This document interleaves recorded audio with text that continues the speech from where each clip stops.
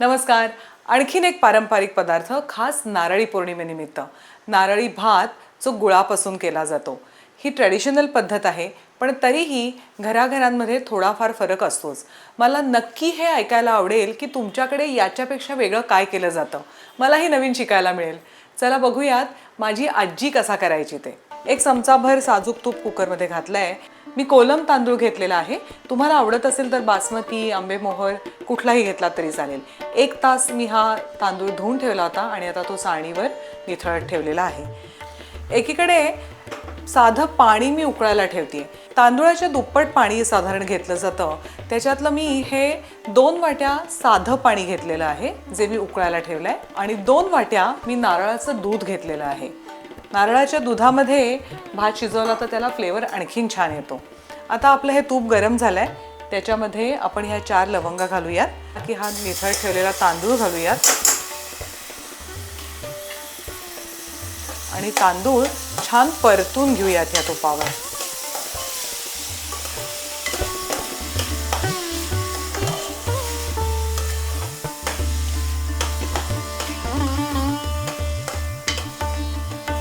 सध्या food कलर्सवरती ban असल्यामुळे गुळाला रंग नाही आहे अजिबात आणि मग भातालाही रंग येणार नाही. म्हणून मी अगदी चिमूटभर हळद ह्या उकळत्या पाण्यामध्ये घालतीये, म्हणजे मग आपल्या नारळी भाताला रंग छान येईल. पूर्वी गुळामध्येच रंग असायचा, त्यामुळे वेगळा रंग नाही घातला तरी चालायचा.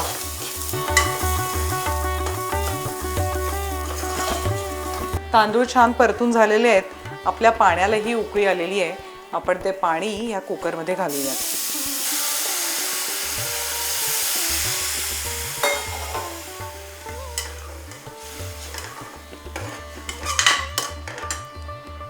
आणि हे 2 वाट्या नारळाचं दूध घालून घेऊया.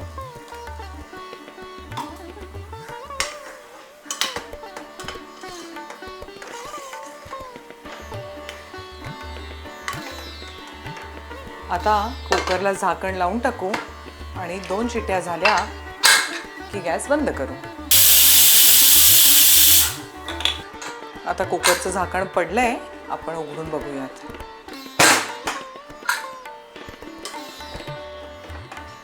छान शिजलाय भात. हा आपण उतरवून ठेवू आणि आता कढईमध्ये पुढची प्रोसेस करायला घेऊ.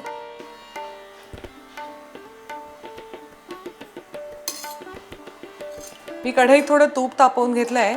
त्यात काजू बेदाणे परतून घेते. मला स्वतःला भातामध्ये शिजवताना घातलेला बेदाणा आवडत नाही, म्हणून मी त्यात घातलं नाही.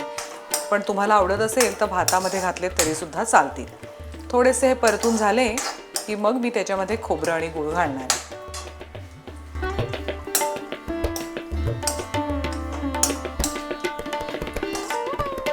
आता हे काढून घेते.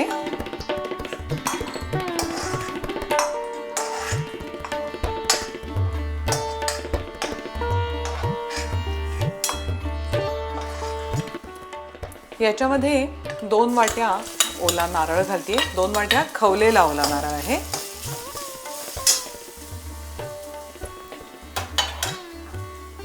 आणि 2 वाट्या भरून हा गूळ आहे.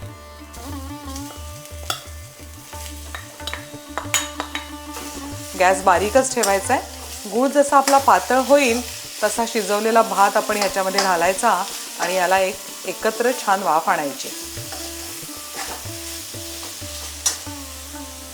झाकण ठेवून गूळ पातळ व्हायची वाट बघूया.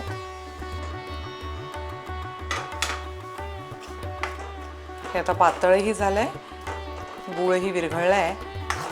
आता याच्यामध्ये आपण मगाशी करून ठेवलेला भात घालूयात.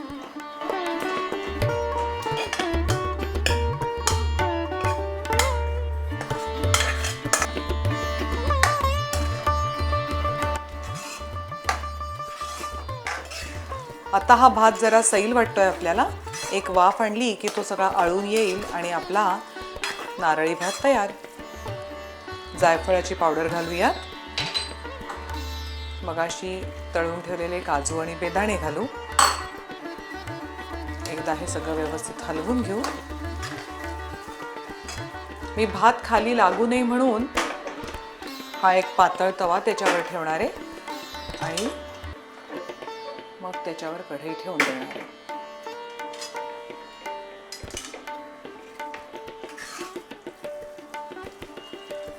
आता 10-15 मिनटं झाली आहेत.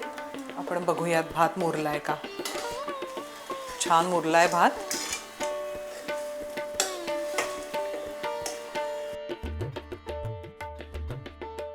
नारळी भात तयार आहे. तुम्ही करून बघालच. आणि मी मगाशी म्हणलं तसं तुमच्याकडे काय वेगळं केलं जातं हे मला नक्की कळवा. मला बघायला आणि शिकायला नक्कीच आवडेल. भेटूयात भाकरी टू ब्राउनीच्या पुढच्या एपिसोडमध्ये. बाय.